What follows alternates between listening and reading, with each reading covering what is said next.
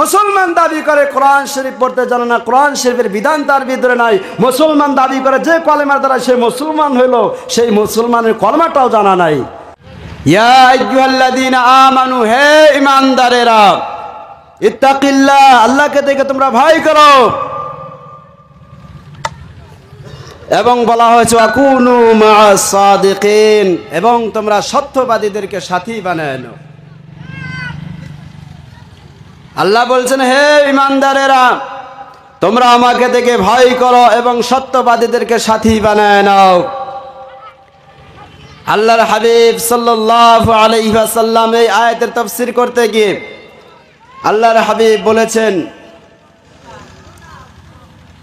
একজন সাদা পোশাকওয়ালা মানুষ যদি একটি কামারের বাসায় চলে যায়, চলে যাওয়ার পরে একজন সাদা পোশাকওয়ালা মানুষ যে কামারের বাসায় গিয়েছিল, যাওয়ার পরে সাদা পোশাকওয়ালা মানুষটা যেরকমভাবে গিয়েছিল ওরকম থাকবে না। ওইরকমভাবে একজন যদি ভালো মানুষ খারাপ সাথী বানায় না, খারাপ সাথী বানায় নেওয়ার কারণে সে ভালো মানুষটা খারাপ হয়ে যাবে। কথা বলেন ঠিক কিনা? সেই জন্য আল্লাহ তাআলা বলছেন, হে বিশ্বাসী বান্দা বান্দিগণ, তোমরা খারাপ সাথী থেকে বিরত থাকো, ভালো সাথী বানায় নাও, কেননা সে ভালো সাথী তোমাকে জান্নাতের দিকে নিয়ে যাবে। কথা বলেন ঠিক কিনা? নাই। আল্লাহ তাআলা বলেন, কুনতুম খায়রা উম্মাতিন উখরিজাত লিন-নাস তা'মুরুনা বিল মা'রুফি ওয়া তানহাউনা 'আনিল মুনকার ওয়া তু'মিনুনা বিল্লাহ। ও রামপুর এলাকার মুসলমান, ভালো করে শুনে নাও, মনোযোগ সহকারে শুনে যাও। আল্লাহ তাআলা বলছেন, কুনতুম খায়রা উম্মাতিন উখরিজাত লিন-নাস, ও মানুষ, আমি তোমাদেরকে সর্বশ্রেষ্ঠ মানুষ বানাইলাম। আমি আল্লাহ তোমাদেরকে সৃষ্টি করলাম, সর্বশ্রেষ্ঠ উম্মত আল্লাহ তাআলা বানিয়ে দিলেন। তারপরে বলছেন, ও মানুষ, তোমরা মানুষকে সৎ কাজের আদেশ করবে এবং অসৎ কাজের থেকে মানুষকে বিরত রাখবে। ওয়া তু'মিনুনা বিল্লাহ, এবং তারপর আল্লাহ তাআলা বলে দিচ্ছেন, ও বান্দারে, আমি আল্লাহ তাআলা তোমাদেরকে সৃষ্টি করলাম, আমি আল্লাহ তাআলা তোমাদেরকে পৃথিবীর জমিনে পাঠাইলাম। এই কথা বিশ্বাস রাখবে, আমি আল্লাহ তোমাদেরকে সৃষ্টি করেছি, আমি আল্লাহ ছাড়া কোনো মাবুদ নাই, এই কথাটাও তোমরা মনে মনে বিশ্বাস রাখবে। আল্লাহ তাআলা বলছেন, সর্বশ্রেষ্ঠ তোমাদেরকে উম্মত বানাইলাম, সর্বশ্রেষ্ঠ কিতাব দিলাম, আল কোরআন নামক কিতাব, এবং সর্বশ্রেষ্ঠ নবী দিলাম। বান্দা, তোমাকে সৃষ্টি করলাম সর্বশ্রেষ্ঠ করে, তোমরা মানুষকে সৎ কাজের আদেশ করবে, অসৎ কাজের থেকে নিষেধ করবে, এবং আমি আল্লাহ তাআলার প্রতি বিশ্বাস রাখবে। তারপরে আল্লাহর হাবিব বলেন, মান রাআ মিনকুম মুনকারান ফালইগাইরুহু বিয়াদিহি ফাইল্লাম ইস্তাতি' ফাবিলিসানিহি ফাইল্লাম ইস্তাতি' ফাবিকলবিহি ওয়া যালিকা আযআফুল ঈমান। ও মুসলমান মুরব্বিয়ান সমাজ, ভালো করে শুনে যাও। আল্লাহ তাআলা বললেন, তোমাদেরকে সর্বশ্রেষ্ঠ উম্মত বানাইলাম। ও বান্দা, তুমি মানুষকে সৎ কাজের আদেশ করবে এবং অসৎ কাজের থেকে মানুষকে বিরত রাখবে। কিন্তু আল্লাহর হাবিব বলে দিলেন, তার উম্মতদেরকে জানিয়ে দিলেন, আল্লাহর হাবিব বলেন, ও আমার উম্মতেরা, তোমরা ভালো করে শুনে নাও। তোমাদের চোখের সামনে তুমি দেখছো খারাপ কাজ হচ্ছে, তুমি যদি দেখছো তোমার চোখের সম্মুখে খারাপ কাজ হচ্ছে, যদি তোমার সম্ভব হয় ওই কাজটাকে তুমি হাতের দ্বারায় প্রতিরোধ করো। আজকে যদি আমরা লক্ষ্য করতে যাই, আমাদের সমাজের কি অবস্থা, কি গতি, কি হালত। আল্লাহর হাবিব জানিয়ে দিলেন তার উম্মতীদের জন্য, তার উম্মতকে জানা দিলেন, ও বিশ্ববাসীর উম্মত, যদি সম্ভব হয় তোমার চোখের দ্বারাই খারাপ কাজ করছে, তোমার চোখের সম্মুখে খারাপ কাজ করছে, অশ্লীল কাজ করছে, যদি সম্ভব হয় হাতের দ্বারা প্রতিরোধ করো, তোমার হাতে শক্তি নাই। তারপর আল্লাহর হাবিব দ্বিতীয় অপশন জানা দিলেন, ফাইল্লাম ইয়াস্তাতি ফাবিলিসানিহি।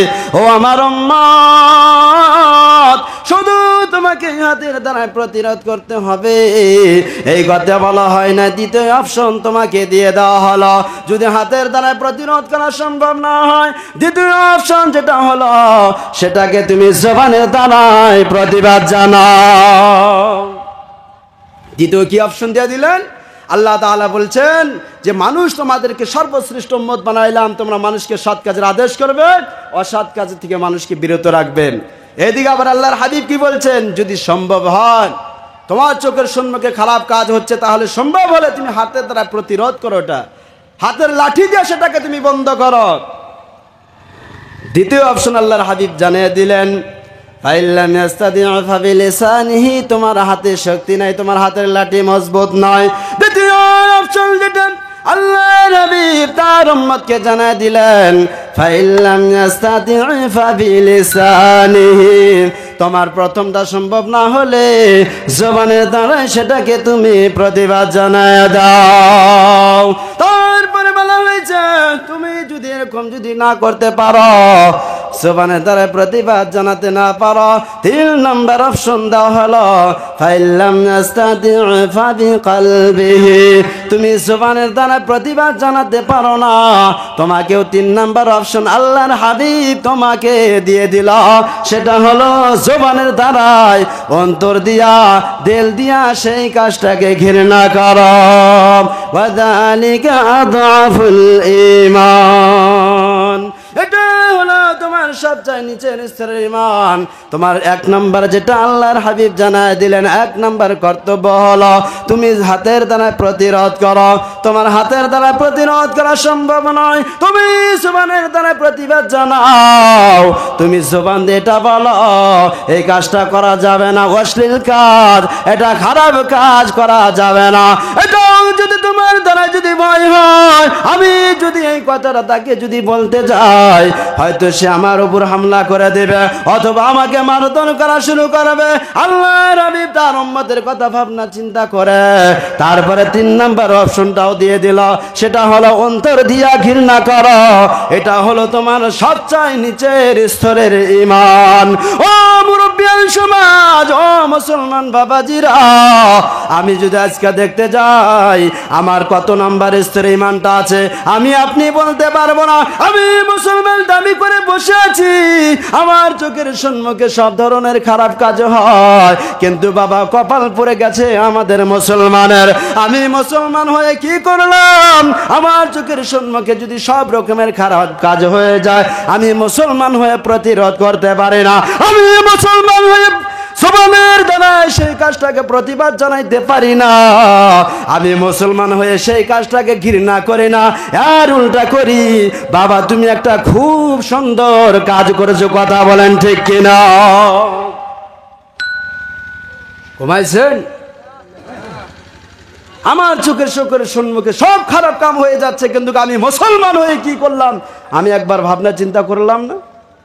আপনি মরবেন না, আমি মরবো না? আল্লাহ তাআলা ডেকে বলছেন, ইয়া আইয়ুহাল্লাযীনা আমানু ওয়া আমিনু বিল্লাহ। আল্লাহ তাআলা ভিন্ন আয়াতে বলেন, ইয়া আইয়ুহাল্লাযীনা আমানু ওয়া আমিনু বিল্লাহ। ও ঈমানদারেরা, তোমরা ভালো করে ঈমান আনো। এখানে একটা প্রশ্ন হতে পারে, আল্লাহ তাআলা ঈমানদারকে, মুমিন বান্দা বান্দীদেরকে আবার ঈমান আনতে বলছেন, এটা প্রশ্ন না? একটা প্রশ্ন, আল্লাহ তাআলা যারা ঈমান এনেছে তাদেরকে আবার কেন ঈমান আনতে বলছেন? এটা একটা প্রশ্ন।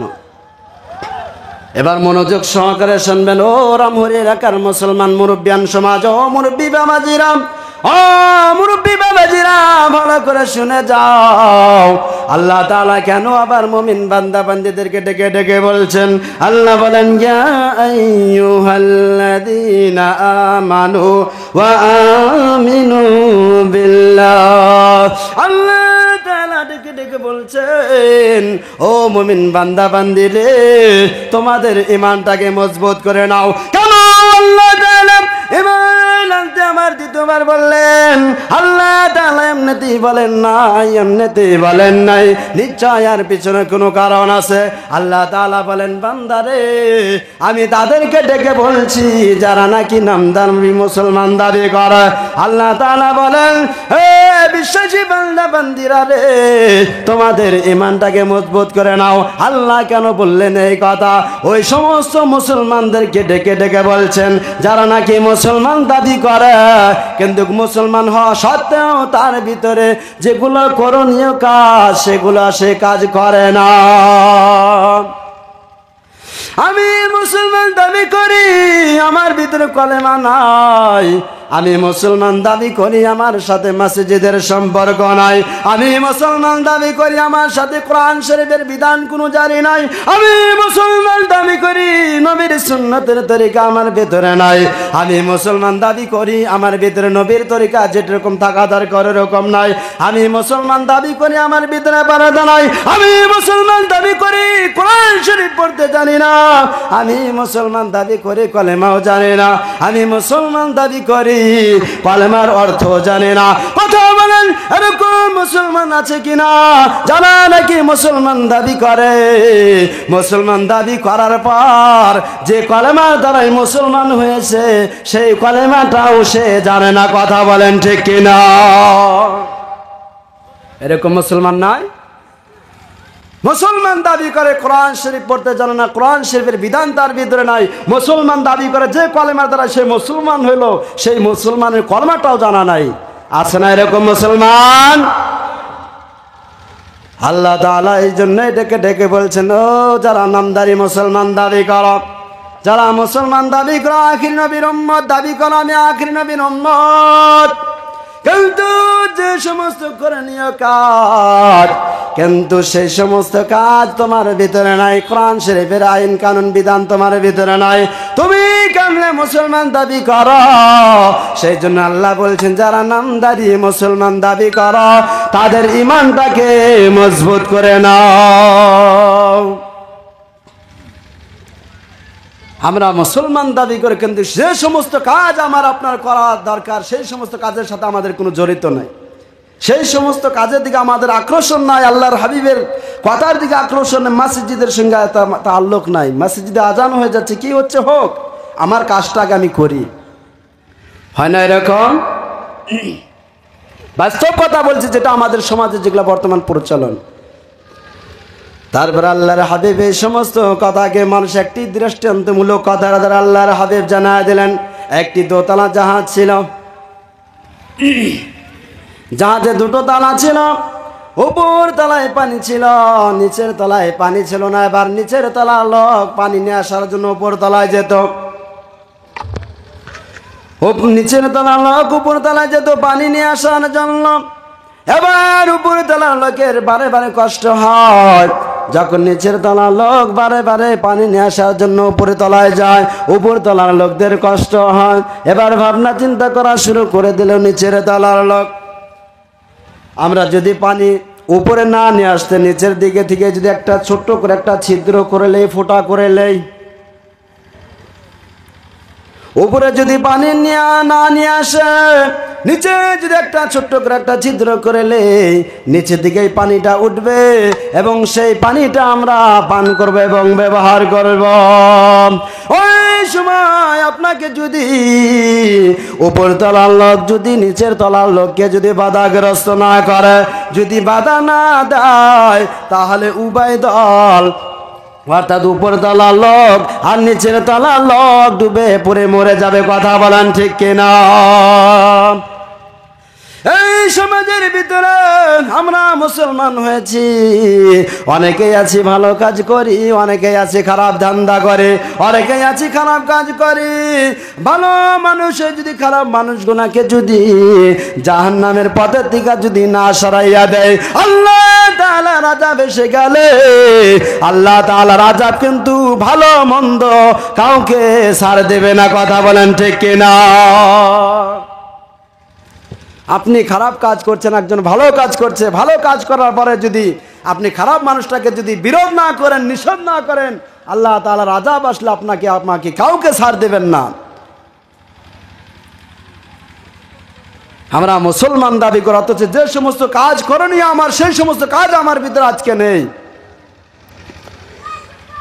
আগে ওরকম ওয়াজ মাহফিল ছিল না, কোরআন হাদিসের বায়ান চলতো না, খুব কম হতো, কিন্তু আজকালে ওয়াজ মাহফিল বেশি বেশি হচ্ছে, মানুষ আস্তে আস্তে কোরআন হাদিস বেশি বেশি করে ছেড়ে দিচ্ছে। কথা বলেন ঠিক কিনা?